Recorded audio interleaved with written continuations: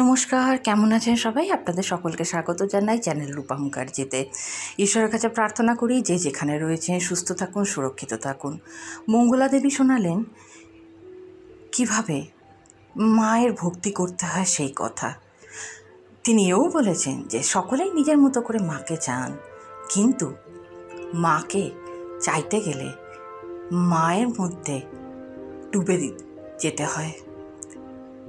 ঠিক যেমন একটি শ্যামাসঙ্গীত রয়েছে না, ডুবতে রে মন কালী বলে, ঠিক সেইভাবে নিজের আত্মা, মন, চেতনা, ভাবনা সব ডুবিয়ে দিতে হয় মায়ের চিন্তায়। তবেই কৃষ্ণকালী মায়ের সান্নিধ্য লাভ করা সম্ভব। মন বিক্ষিপ্ত হয়ে উঠলে কি উনি করেন, কি বাকিদের করা উচিত, সে সব কথাই উনি এই অডিওতে বলেছেন। আসুন শুনে নি মঙ্গলা দেবীর কণ্ঠে উনি ঠিক কি বলেছেন। আপনারা পারবেন মায়ের কাছে সারা সারা দিন সারা সারা রাত বসে থাকতে?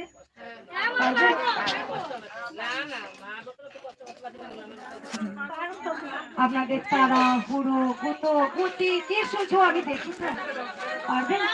এই যে কত দুস্থ অনাথ এসছেন, পারবেন মায়ের কাছে পরীক্ষা দিতে? আমরা কি করে এসছি বলুন তো? আমি আমারটা বুঝবো, চলে যাবো, এটাই তো। কিন্তু কেউ সত্যিকারে মাকে ভালোবাসতে পারবেন? কেউ? আমি নিজে জানি, যদি মাকে এইটুকু ভালোবাসা যায় না, মা আপনাকে এতটা দেবে, তার হিসাব আপনাকে করতে হবে না। মা কখনো বলেনি আমি সোনা দানা রূপোই শাড়িতে আমি সন্তুষ্ট। মা সন্তুষ্ট ভক্তিতে। যদি আপনাদের ভক্তি থাকে, মা অটোমেটিক সন্তুষ্ট। পরবংশতে বলেছে না, ওরে মা তো চারটে হাতে দাঁড়িয়ে আছে, মায়ের কাছে কি চাইবি রে? হ্যাঁ, কি চাইবি? মা এত চারটে হাতে দেওয়ার জন্যই দাঁড়িয়ে আছে, তাই মায়ের কাছে চাইতে হয়। পরমাংশদেব তো বলেই গেছেন, বলেছেন, এমনি তো আছেন আজও বিন্দুতে বিন্দুতে। ভগবান তো বিন্দুতে বিন্দুতে বিরাজমান। ওরে ডাকার মতো ডাকতে যদি পারিস, তাহলে জীবনে সব পারি। যখন আমরা মায়ের কাছে চেয়ে যখন কিছু পাই না, তখন আমরা দোষারোপ কার উপরে করি? মায়ের উপরে। এই মা তুমি নেই, এই মা তুমি নেই। তার মানে কি? তুমি চাওয়ার জন্য মাকে ডাকছ, তুমি নিঃস্বার্থ, তুমি অন্ধ হয়ে যাচ্ছ। যাবো, তুমি চেয়েছিলে তাই অন্ধ হয়ে যাচ্ছি। তুমি চেয়েছিলে আমি বিছানায় এরকম কষ্ট করি, তাই হচ্ছে। এটা আমরা কেউ বলতে পারি না। আমরা পেলেই ভালো, না পেলেই কৃষ্ণকালী মানে। আপনার বাবা চাওয়া পাওয়া কিচ্ছু নেই, একটাই চাওয়া আছে, মায়ের মন্দিরটা হয়ে যাচ্ছে। এ জীবন আমার ধন্য মাগো, যদি তোমার চরণে ঠাঁই পেলাম। আর যদি তোমার চরণে ঠাঁই না পাই, তাহলে এই জীবনটাই আমার বৃথা। সব মোহ, সব মোহ।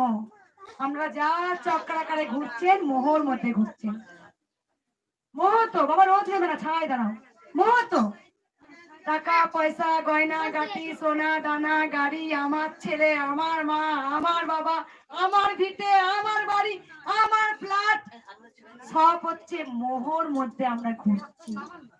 যেদিন এই মোহটা ছিঁড়ে আসতে পারবো, সেদিনই আমি মায়ের কৃপা লাভ পাবো, সেদিনে আমি মায়ের কৃপা পাবো।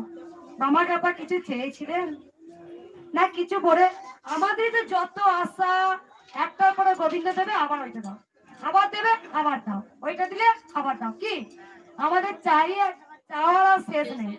তাই বাবা মায়ের সঙ্গে আমি এগ্রিমেন্ট করিয়ে নিয়েছি, আমার কিছু চাই না বাবা। আমি শুধু একটা জিনিসই চাই, তোমার চরণে ঠাঁই। আমি মাকে জীবন দিয়ে ভালোবাসি। 7 জন্ম পুণ্যের পর এক জন্মে তোমায় পেলাম মাগো। হয়তো আমি 7 জন্ম তোমাকে দেখে এসেছিলাম, তখন হয়তো সেই সময় তুমি ধরা দাওনি। এখন তুমি এসেছো কলি যুগের ধরা ধামের কৃষ্ণ কালী। ভগবান শ্রীকৃষ্ণ বলে গিয়েছিলেন যে কলি যুগে কিন্তু আমার নাম জপ তপ করি উদ্ধার হবে। তাই হচ্ছে, যিনি কৃষ্ণ, যিনি কৃষ্ণ তিনি তো কালী। মায়ের নাম যে কৃষ্ণ কালী, ভগবান এক এবং অদ্বিতীয়, ভগবানের কোনো দ্বিতীয় হয় না, আমরাই ডাকি নানাভাবে। আমি আর কিচ্ছু বলবো না, ছোট ছোট অনেক বাচ্চা এসছে অসুস্থ। ওগো কিছু পাওয়ার জন্য মাকে ভালোবেসো না। আমি ডালাটা ভরে মায়ের জন্য মালা এনেছি, মায়ের জন্য আমি ক্ষীর মোটা এনেছি, আর মায়ের সঙ্গে পিছনে আমি এগ্রিমেন্ট করে নিয়েছি, মা যেন তুমি এটা আমাকে দিও। আর তখনই গোবিন্দ কিচ্ছু দেয় না। মাগো তোমার দয়াতে আসতে পেরেছি, তুমি এনেছো তাই আমি এসেছি।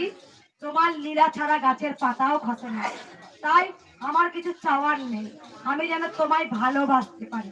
তোমায় ভালোবাসলে মায়ের কাছে এরকম এরকম কামড়ে কুমড়ে চাইতে নেই, মা অটোমেটিক এমনি দেবে, তোমার ভক্তি দেখে মা দেবে। তাই মাকে ভক্তি করো, ভালোবাসো। এত কোটি কোটি মানুষ আছে, তোমরা দেখো মা কেন আমার কাছে আশ্রয় নিল? মা জানে আমার মঙ্গলে আমাকে কমল সুরে রাখে। তাই তো বলি, তোমার হিত মাঝারে রাখিব, ছেড়ে দেব না। তোমার হিত মাঝারে রাখিব, ছেড়ে দেব না। তাই বলি দেখো, মাকে না কমল সুরে রাখবো। মা তুমি আমার বুকে মাথা দিয়ে ঘুমাও, তোমাকে সকল সন্তান তাও তাও তাও করে তোমাকে বিরক্তি করছে কানাই, কিন্তু আমি তোমার এমন একটা মা, আমি তোমার এমন একটা মেয়ে যে তোমাকে আঁচল দিয়ে রাখবো। মা এটাই তো মায়ের সঙ্গে আমার কথা হয় গো।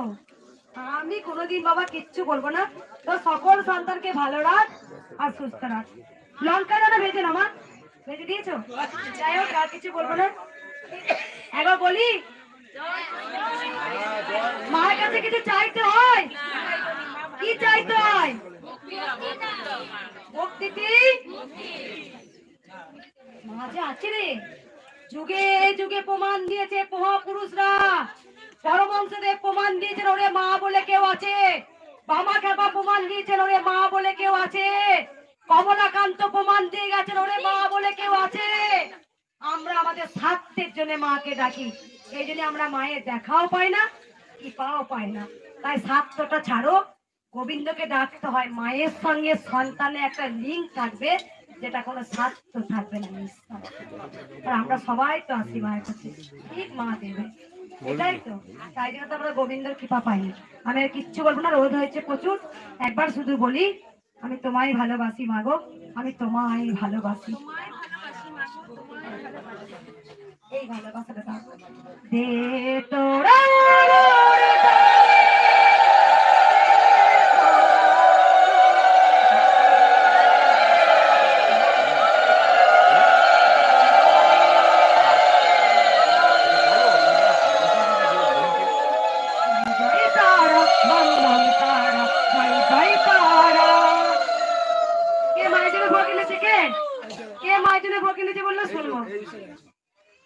কেন নিয়ে এসছো?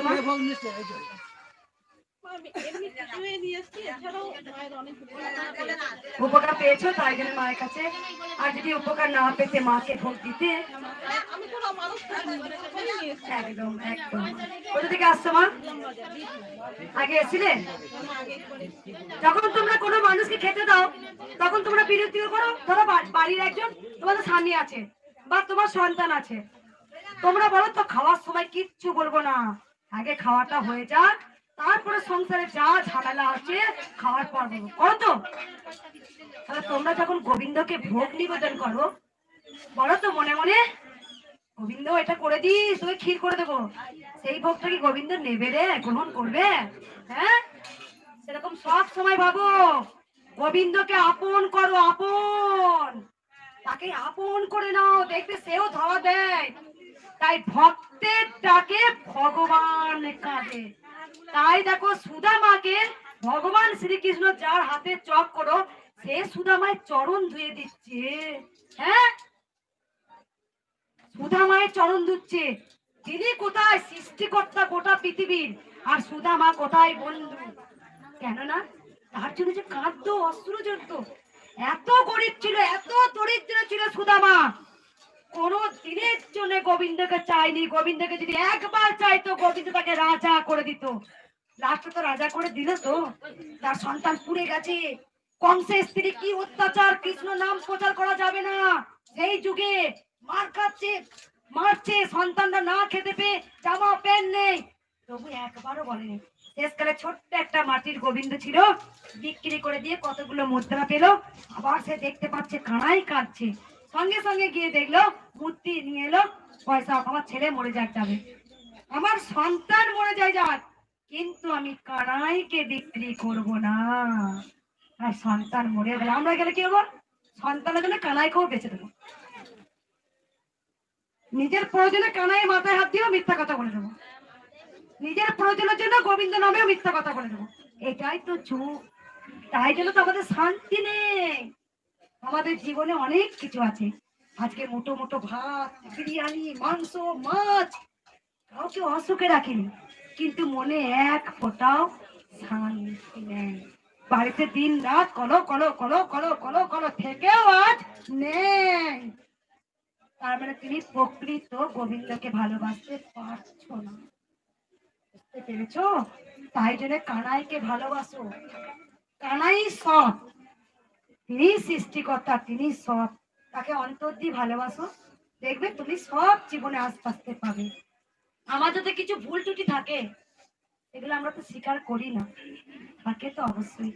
তাই বারবার বলবো, যা কর্ম করব সৎ কর্ম করব। গোবিন্দ ভগবান শ্রীকৃষ্ণ গীতাতে বলে গেছেন, যেমন কর্ম তেমন ফল, যেমন কর্ম তেমন ফল। অকর্ম করলে, অসৎ করলে অসতের ফল পাবো, সৎ কর্ম করলে সৎ পথের ফল পাবো। ফল ঠিক আমি হাতে নাতে পাবোই পাবো, আজকে না হলো 5 বছর পর পাবো। তাই আমি আমার বাণীর মাধ্যমে বলতে চাই সকল সন্তানকে, সব সময় খারাপ কাজ করার আগে 10 বার ভাবুন যে কেউ একজন আছে দেখতে পাচ্ছে, আমাকে ঠিক ফল দেবেই, আজকে না দিলে 10 বছর পর দেবে। আর আমি কিচ্ছু বলবো না।